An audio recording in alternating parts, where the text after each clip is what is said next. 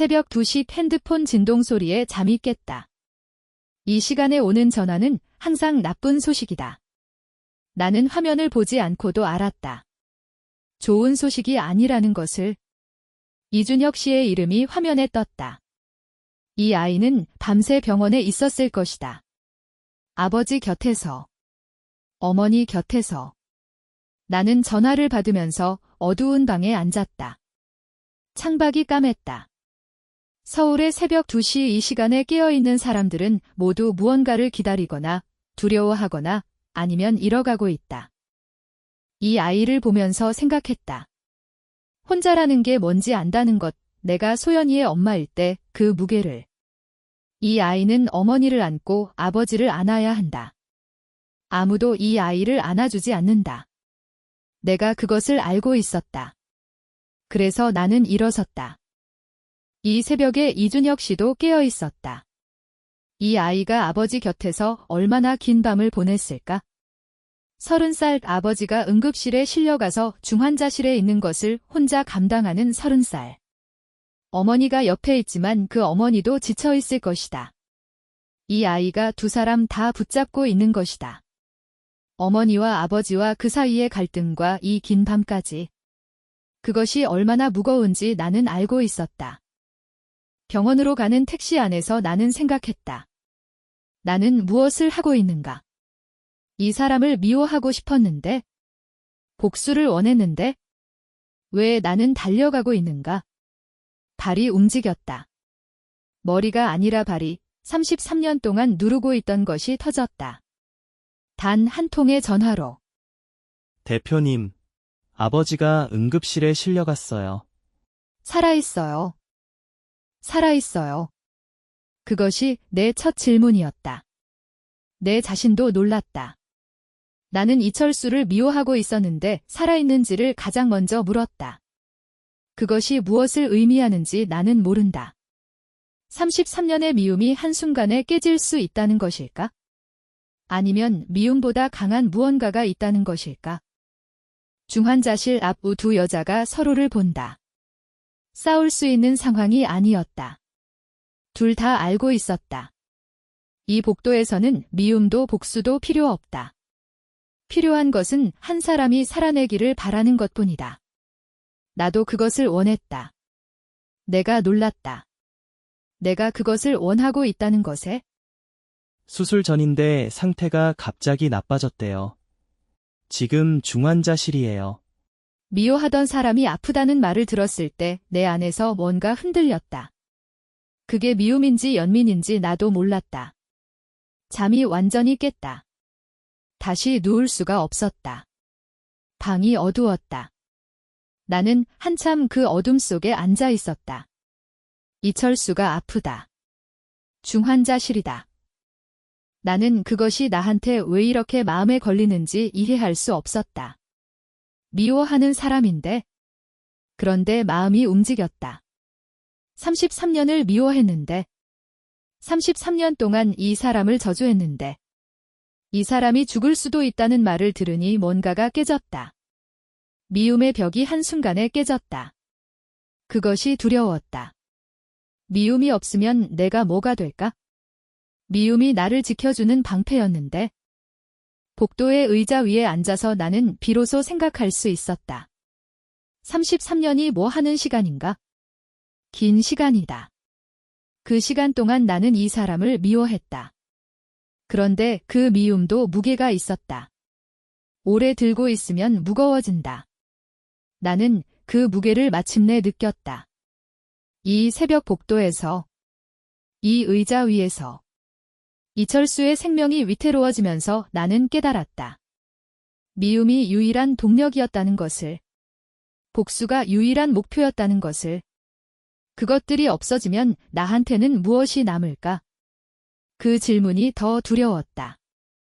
33년이라는 시간. 그 시간 동안 나는 이 사람을 미워했다. 그런데 그 미움의 무게가 얼마나 됐는지 이 새벽에 처음으로 느꼈다. 미움도 무거운 것이다. 오래 들고 있으면 지친다. 나는 그 미움을 들고 33년을 살았다. 그 무게가 이 새벽방 안에서 다르게 느껴졌다. 무거웠다. 너무 무거웠다. 마치 이 무게가 나를 죽이기 직전까지 도달한 것 같았다. 이철수가 죽으면 이 무게도 함께 죽을 것인가? 아니면 나 혼자 이 무게를 계속 들고 가야 할 것인가? 그 순간 나는 두려웠다. 이 미움을 내려놓으면 내가 뭐가 될까? 33년을 버티게 한 것이 이 미움인데 이것을 버리면 남은 것이 뭔가? 그것이 두려웠다. 하지만 동시에 잘고 있었다. 이 미움을 계속 들고 있을 수 없다는 것을. 언제가 되든 내려놓아야 한다는 것을. 그때가 이 새벽인가 싶었다. 새벽 2시에 어두운 방 안에서 나는 처음으로 생각했다. 이 미움을 지금부터 버려야 하는 건 아닐까? 33년을 들었으니 이제 내려놓아도 되지 않을까? 그런 생각이 들었다. 그 생각이 두려웠다. 미움마저 버리면 남은 것이 무엇인가? 그것이 두려웠다. 미워하던 사람의 죽음 앞에서 내 미움이 흔들린다. 가려던 게 아니었다. 그런데 발이 움직였다.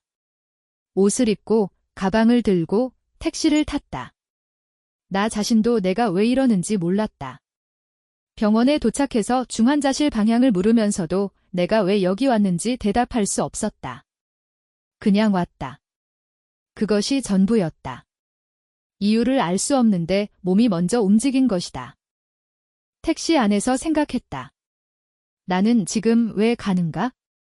이철수가 살기를 원하기 때문인가? 복수를 위해 이 사람이 살아있어야 하기 때문인가? 아니면 그 두 가지와 상관없이 그냥 사람이 아프다는 말에 가는 것인가? 세 가지 중 무엇인지 택시 안에서 알 수 없었다. 병원 앞에서도 몰랐다. 지금도 모른다. 모른 채로 온 것이다. 모른 채로 있어도 되는 것이 있다. 이유를 몰라도 가는 것이 맞을 때가 있다. 나는 이제 느낌을 따르고 있다. 이성이 아니라 느낌. 그것이 낯설었다. 평생 이성적이었는데, 계산적이었는데, 이제는 느낌을 따르고 있다. 이철수가 응급실에 들어갔다는 말에, 이 아이는 어머니와 아버지 사이에 있다는 말에, 느낌을 따라 병원에 왔다. 33년을 이성적으로 살았다. 계산해서 살았다. 차근차근 증거를 모으고 복수를 계획했다. 그런데 한 통의 전화로 그 모든 계획이 흔들렸다. 이것이 복수극인가 아니면 인간극인가? 나는 이 새벽 택시 안에서 그것을 알았다. 이것은 인간극이었다. 그리고 나는 여전히 인간이었다. 오셨어요. 그냥 괜찮은지 보고 싶었어요. 괜찮은지 보고 싶었어요. 가장 솔직한 대답. 그게 전부다. 그 이상의 이유는 필요 없다. 김미연과 복도에서 마주쳤다. 이 여자도 밤새 여기 있었던 것이다. 눈 밑이 어두웠다. 머리도 제대로 손질하지 않았다. 이 여자의 강한 모습이 아니었다. 단순한 아내의 얼굴이었다. 남편이 걱정되는 아내. 나는 그 얼굴을 보면서 무슨 말을 해야 할지 몰랐다. 무슨 말이든 이상할 것 같았다. 33년 동안 나는 이 여자를 어떻게 대해야 하는지 생각해왔다. 미울 때도, 화날 때도. 하지만 이 순간처럼 둘 다 같은 방향을 보는 상황은 없었다. 이 순간이 처음이다. 이 여자의 얼굴을 이렇게 자세히 본 것도 처음이다. 화장이 지워진 얼굴. 밤새 울거나 기도하면서 비벼진 얼굴. 그 얼굴 위에는 적이 아닌 한 명의 여자가 있었다. 남편을 잃을까봐 두려워하는 한 명의 여자. 왜 왔어요? 그냥요. 그 말 안에는 모든 모순이 담겨 있다. 내가 이 여자를 미워했다는 것도, 지금도 미워하는 것도. 그렇지만 그 남자의 생명이 위태롭다는 것을 들으니 와야 했다는 것도. 모순. 인간은 모순적이다. 그냥요. 설명할 수 없다. 이유가 없다. 혹은 이유가 너무 많다. 아무튼 그냥 온 것이다. 이것이 내가 할 수 있는 최선의 대답이었다. 33년 전엔 당신도 이 사람 사랑했잖아요. 대답하지 않았다. 사랑했냐고 물어본 것에 대답할 수 없었다. 사랑했는지 미워했는지 그 감정들이 섞여 있어서 34년이 지난 지금 어느 것이 맞는지 나도 모른다. 나도 사랑했어요. 지금도. 그 말이 마음에 걸렸다. 지금도 사랑한다고. 남편이 중환자실에 있는데 그것도 자신이 만든 상황인데 그래도 사랑한다고. 그것이 인간이다. 옳지 않은 방향이어도 사랑하는 것. 두 사람이 나란히 앉아 같은 문을 바라보고 있었다. 오래, 말없이 이상했다. 이 여자 옆에 내가 앉아 있다. 적이라고 생각했던 여자. 아니, 지금도 적이다. 법정에서는. 하지만 지금 이 복도에서는 다르다. 같은 남자 때문에 여기 있는 두 여자. 우리 둘을 이 복도에 앉혀놓은 것은 그 사람이다. 나란히 앉아서 아무 말도 하지 않았다. 얼마나 그렇게 있었는지 모른다. 30분인지 1시간인지. 복도에 간호사들이 지나다니고 다른 환자 가족들이 지나다니고 우리 둘은 그냥 앉아 있었다. 이상한 광경이었을 것이다. 모르는 사람이 보면 적과 그 적의 아내가 나란히 앉아 있는 모습. 그러나 우리 둘한테는 이상하지 않았다. 같은 사람을 기다리는 두 사람이 나란히 앉아 있는 것, 세상에 이보다 더 이상한 일이 얼마든지 있다. 그리고 어쩌면 이것이 가장 인간적인 장면일지도 모른다. 미움 위에서도 함께 기다리는 것, 그것이 인간이다. 침묵이 불편하지 않았다. 그것이 더 이상했다. 이 여자 옆에 침묵이 불편하지 않았다. 33년 동안 이 여자를 생각하면 뜨거웠는데 지금 옆에 앉아있으니 뜨겁지 않았다. 차갑지도 않았다. 그냥 같은 사람을 걱정하는 또 다른 사람이었다. 우리는 이 시점에서 동지다. 감정의 동지. 두려움과 기다림 속의 동지. 그것이 우리를 하나로 묶는다. 증오보다 강한 것이 있다. 죽음 앞에서의 인간적 연대. 그것이 이 침묵을 만들었다. 김미연이 지금도 사랑한다고 했다. 나는 그 말을 들으면서 이 여자를 처음으로 이해했다. 이해한다는 것이 용납한다는 것이 아니다. 이해하는 것이다. 이 여자가 왜 그 모든 짓을 했는지. 사랑이었다. 그것이 잘못된 방향으로 갔지만 시작은 사랑이었다. 나도 사랑이었다. 시작은 같았는데 끝이 달랐다. 그것이 33년의 차이다. 인생이 결정되는 순간은 생각보다 작다. 한 번의 선택, 한 번의 만남, 한 번의 결심. 그것이 인생을 갈라놓는다. 나와 김미연은 같은 사람을 사랑했지만 한 번의 선택으로 완전히 다른 33년을 살았다. 내가 그 여자를 이해할 수 있는 이유는 같은 고통의 안목이 있기 때문이다. 복도에 아침이 왔다. 새벽의 어둠이 걷히고 동이 튼 것이다. 빛이 들어오자 무언가가 달라진 것 같았다. 어둠 속에서는 견딜 수 있던 것도 빛이 들어오면 더 힘들다. 새로운 날이 시작되는 것을 본다. 그리고 그 새로운 날이 무엇을 가져올지 모른다. 어둠은 사람을 감춰준다. 눈물도, 분노도, 그리고 가장 깊은 감정도. 그런데 빛이 오면 모든 것이 드러난다. 나는 이 복도에서 나의 모든 것을 드러내고 있었다. 아무도 보지 말아야 할 것들을. 그래도 계속 앉아 있었다. 소연이가 말했다. 엄마도 사람이라고. 그 말을 들을 때 눈물이 나올 것 같았다. 그 순간 내가 얼마나 약한 사람인지 알았다. 그런데 그 약함이 부끄럽지 않았다. 왜냐하면 소연이가 그것을 받아주니까. 이 아이가 나의 약함을 견딜 수 있으니까. 그것이 모성과 자성의 관계다. 받아주고, 받아지고, 그 속에서 서로 강해지는 것. 엄마 어디야? 전화를 왜 이제 받아? 병원. 병원. 엄마 어디 아파? 아니. 이철수 응급실 실려왔대. 소연이가 침묵했다. 길게. 내가 병원에 있다는 것을 아버지 때문에라는 것을 이 아이가 이해하는데 걸린 시간. 그 침묵이 말해준다. 소연이는 지능적인 아이다. 한 번의 말로 전체 상황을 파악한다. 엄마가 이 시간에 병원에 있다는 것이 무엇을 의미하는지 알 것이다. 그 이해가 만드는 침묵.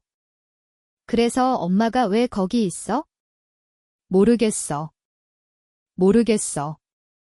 가장 진실한 대답. 나도 모른다. 왜 여기 있는지. 이유를 댈 수 없다. 엄마. 소연아. 나 잠깐만 여기 있을게. 이상하지. 이상하지 않아. 엄마도 사람인데. 엄마도 사람이라고. 소연이가 그 말을 했을 때 눈물이 나올 것 같았다. 나오지는 않았다. 그냥 눈물이 나올 것 같다는 감각이 있었다. 소연이가 이해해줬다. 나도 이해 못하는 것을 소연이는 이해해줬다. 이 아이가 어느새 나보다 더 큰 사람이 됐다.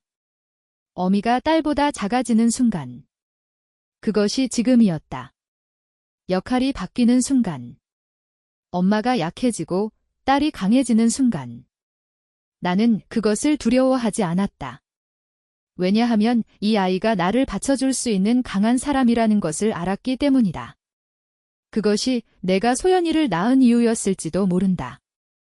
나를 대신해줄 강한 딸을 위해. 소연이 목소리가 전화기 너머로 들렸다. 짧은 통화였는데도 이 아이의 목소리를 들으니 안정됐다. 사람이 목소리 하나에 안정되는 것, 그것이 가족이라는 것이다. 말이 필요 없다. 목소리만 들어도 된다. 나는 핸드폰을 무릎에 내려놓고 잠깐 눈을 감았다가 떴다. 소연이가 어릴 때 내가 아팠던 날이 있었다. 독감이었다. 몸이 너무 아파서 밥을 못했다. 소연이가 그때 8살이었나? 이 아이가 혼자서 라면을 끓여왔다. 맛이 이상했다. 물을 너무 많이 넣었던 것 같았다. 그런데 나는 다 먹었다. 이 아이가 끓여온 것이니까? 지금 그 기억이 왜 났을까? 소연이가 엄마도 사람이라고 했을 때 그때의 소연이와 지금의 소연이가 겹쳤다.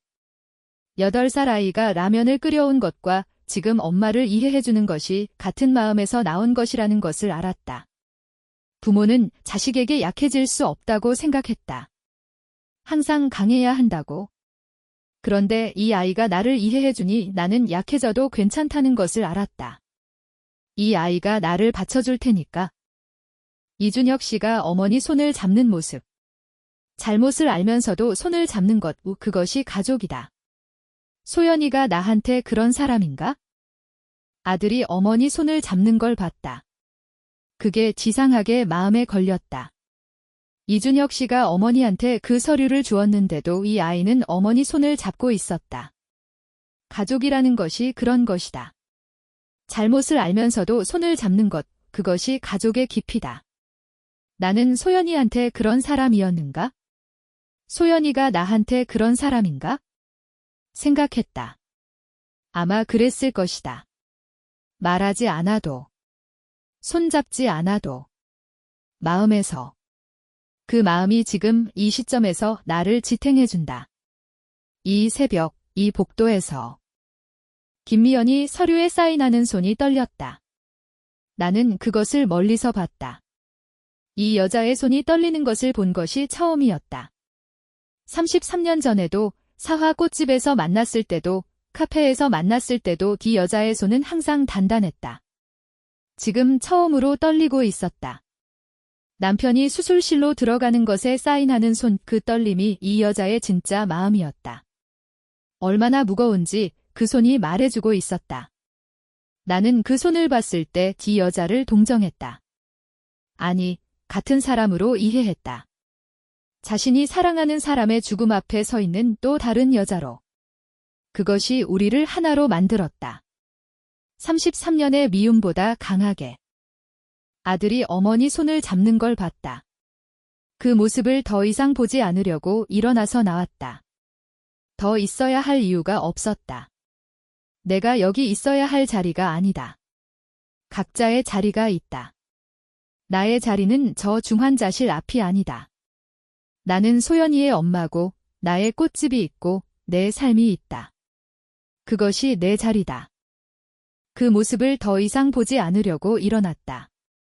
내 자리는 저 중환자실 앞이 아니다.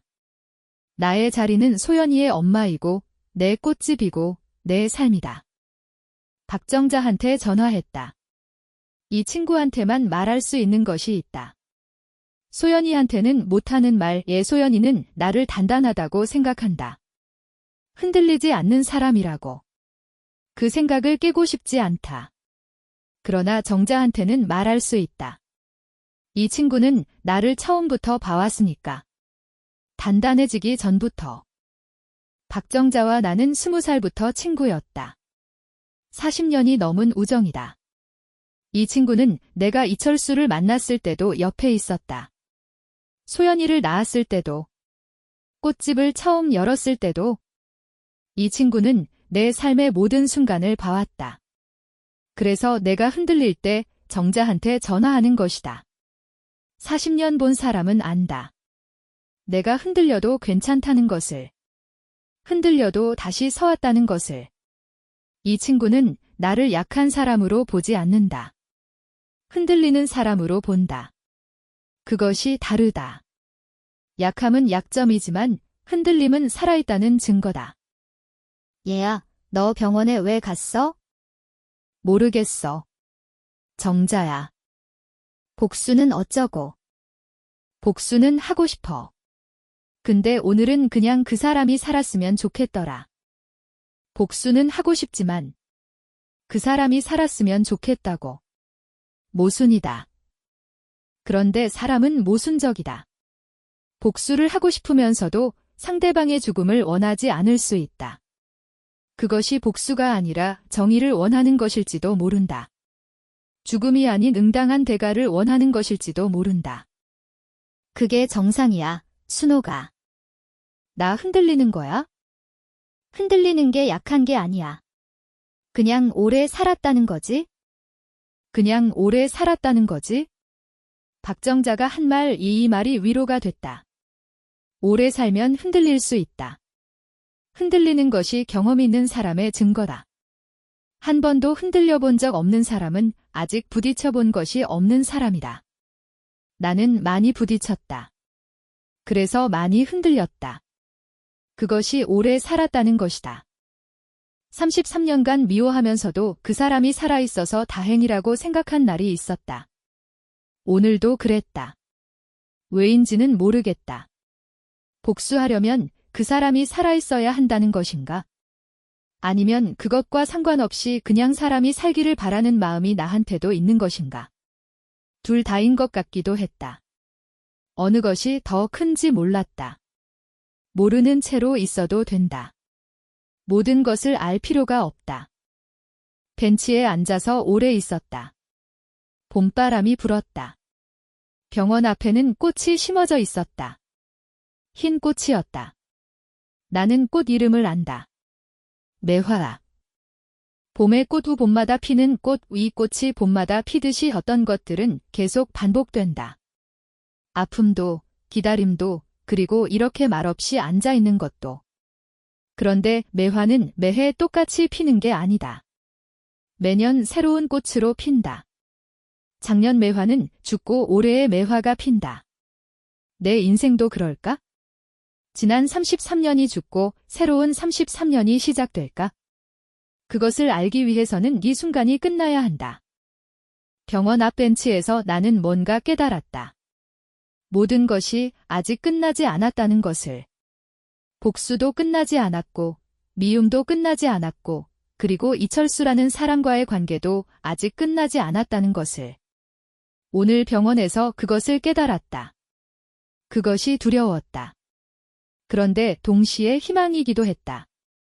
끝나지 않았다는 것은 여전히 선택의 여지가 있다는 뜻이다. 여전히 다르게 할 수 있다는 뜻이다. 33년간 그를 미워했지만 죽음 앞에서는 미움도 무거워진다. 이 무거움이 무엇인지 나는 모른다. 하지만 알 수 있는 것이 있다. 내가 그를 단순히 미워하지만은 않는다는 것, 내 안에는 여러 감정이 있다. 그것을 받아들이는 것이 성인이 되는 것이다. 그 성인이 되는 과정이 지금 진행되고 있다. 이 새벽에, 이 병원에서 가려던 참이었다. 이제 돌아가야 한다. 꽃집도 있고, 서류도 있고, 할 일이 있다. 여기에 계속 있을 수 없다. 내가 이 자리에 더 오래 있다는 것이 이 가족에게 좋을 수 없다. 나는 외부인이다. 아무리 많이 마주쳐도, 아무리 깊이 이해해도 나는 이 가족 밖의 사람이다. 그것을 존중해야 한다. 그래서 일어섰다. 일어서는 순간 이준혁 씨가 뛰어나왔다. 나를 부르는 소리에 나는 멈췄다. 이것이 마지막인가? 이 시간이 나와 이철수 사이의 마지막인가? 그런 생각이 들었다.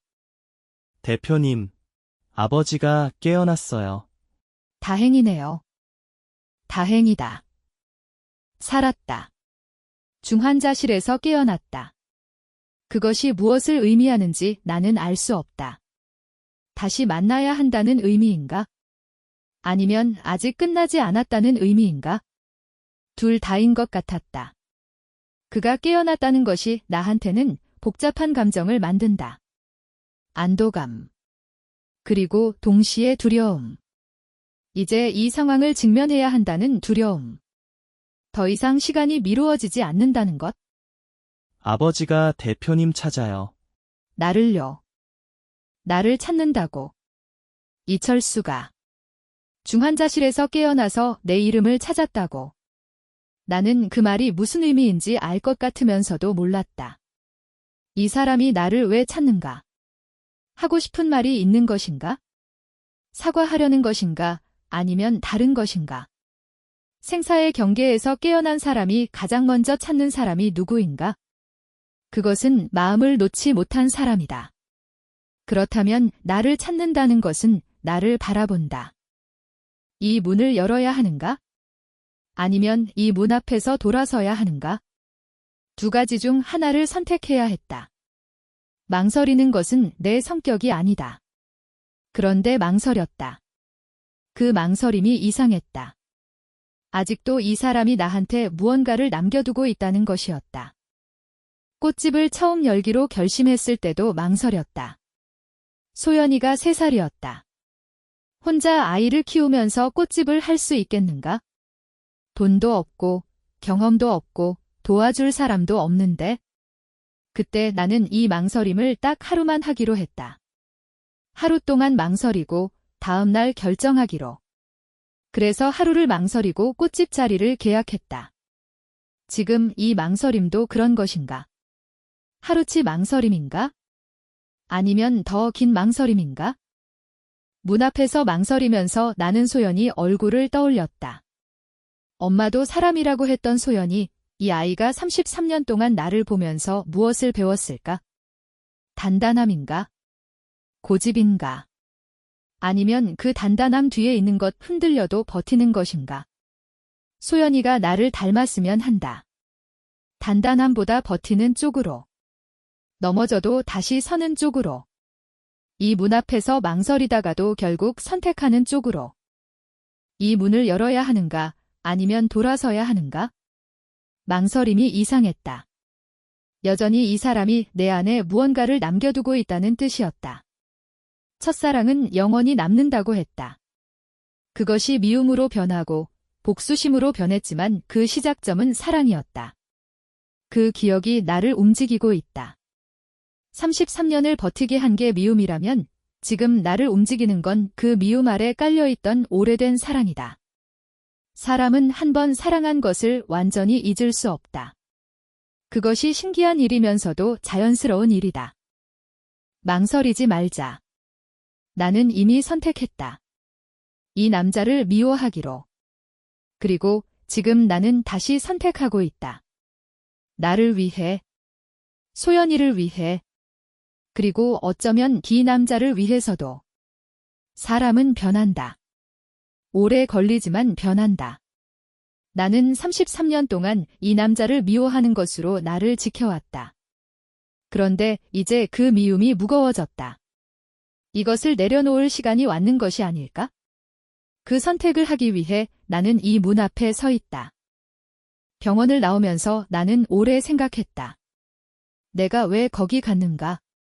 이유를 대자면 이 사람이 죽기 전에 무언가를 마무리해야 하기 때문이라고 할 수 있다. 그러나 그것이 전부가 아니었다. 발이 움직였다. 이유를 만들기 전에 발이 먼저 움직였다. 그것이 무엇을 의미하는지 나는 아직 모르겠다. 미움인지, 연민인지, 아니면 33년 전의 기억인지. 하지만 알 수 있는 것이 있다. 그것이 진실이라는 것이다.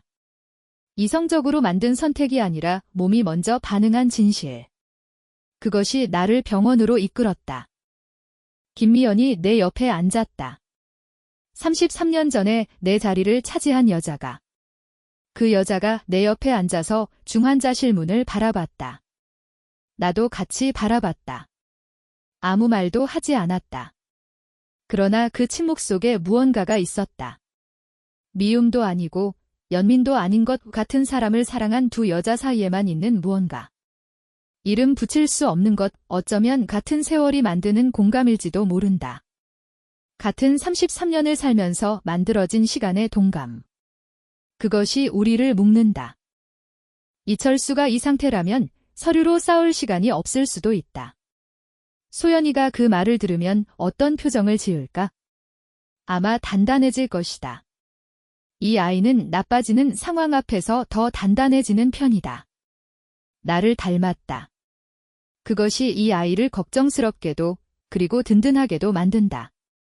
내일 아침 소연이와 이야기해야겠다고 생각했다. 이 아이는 엄마가 흔들렸다는 것을 알 것이다.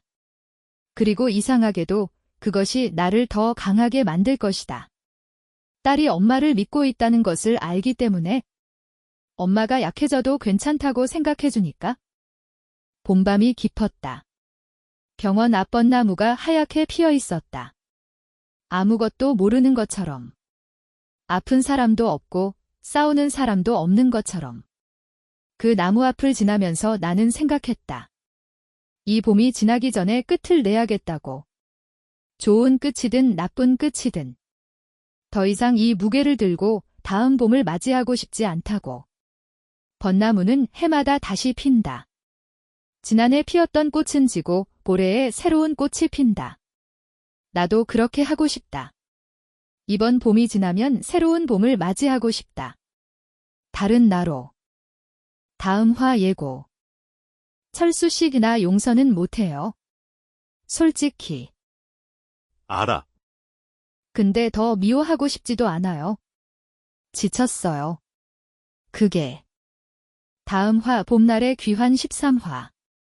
33년 만의 사고. 병원 복도에서 난 비로소 깨달았다. 복수도 중요하지만 진간으로서 살아가는 것이 더 중요하다는 것을. 이철수가 죽을 수도 있었다. 그렇다면 나는 이 서류로 무엇을 할 수 있었을 것인가? 죽은 사람 위해서 승리해봤자 그건 승리가 아니다. 그것은 그냥 외로움이다. 나는 그것을 이 새벽에 깨달았다. 내일 아침이 오면 모든 것이 새로워질까? 아니면 더 힘들어질까? 나는 알 수 없다. 하지만 알 수 있는 것이 있다. 나는 멈추지 않는다는 것, 이것이 내가 33년 동안 버틴 방법이다. 그리고 이 방법은 계속될 것이다. 복수하던 중에도, 미움을 내려놓으려 할 때도, 이철수와 마주해야 할 때도. 나는 멈추지 않고 계속 나아간다. 그것이 강함이다. 그것이 살아내는 것이다.